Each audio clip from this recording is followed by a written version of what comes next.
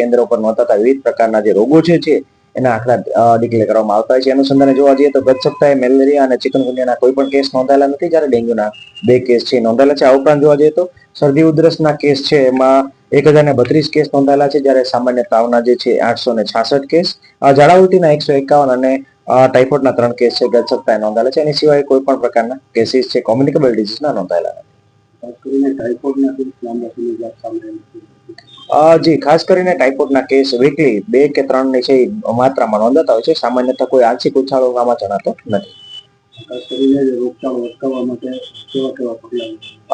રાજકોટ મહાનગરપાલિકાની આરોગ્ય શાખા હેઠળ જે આરોગ્ય કેન્દ્ર છે ત્યાંના ફિલ્ડ સ્ટાફ એટલે કે ફિમેલ હેલ્થ વર્કર, MPAW ઉપરાંત આશા બહેનો દ્વારા જે ઘરે ઘરે જઈને એક્ટિવ સર્વેલન્સની કામગીરી જે છે કરવામાં આવી રહી છે.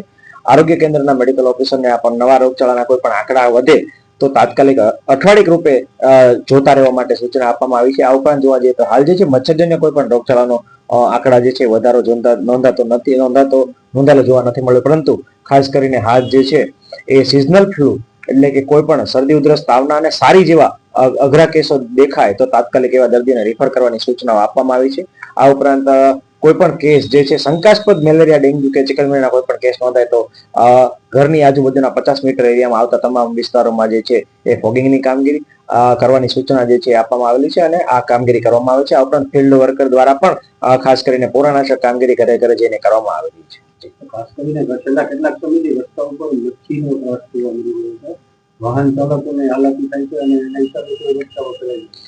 મસી છે જે સામાન્યતઃ કોઈ પણ પ્રકારનો રોગચાળો ફેલાવતી નથી, માત્ર એક પ્રકારના ન્યુસન્સ કહી શકાય છે. એ મસી જે છે વેક્ટરબોર્ન ની અંદર આવતો વેક્ટરબોર્ન કોઈ પણ ડિઝીઝ માટે કારણ નથી, માત્ર એક ન્યુસન્સ વેક્ટર તરીકે બિહેવ કરતી હોય છે.